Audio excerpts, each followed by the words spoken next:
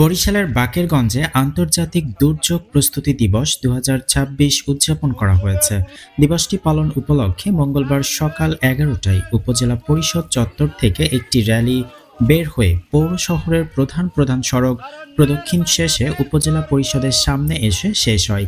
Rally শেষে কয়েকটি স্বেচ্ছাসেবী সংগঠন ও স্কুল কলেজের ছাত্রছাত্রীদের ফায়ার সার্ভিসের তত্ত্বাবধানে বিভিন্ন প্রক্রিয়ায় আগুন নেভানোর কৌশল শেখানো হয়।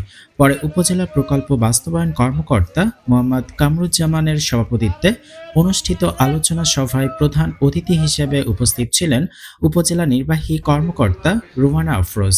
বিশেষ অতিথি হিসেবে উপস্থিত ছিলেন বাকেরগঞ্জ উপজেলার সহকারী commissioner Tanmoy Haldar, Bakerganj press club সভাপতি আতাউর রহমান রোমান, উপজেলা নির্বাচন অফিসার আমির খসরু গাজী সহ ফায়ার সার্ভিসের প্রতিনিধি, এনজিও প্রতিনিধি সহ বিভিন্ন সংগঠন ও স্কুল কলেজের ছাত্রছাত্রীরা উপস্থিত ছিলেন।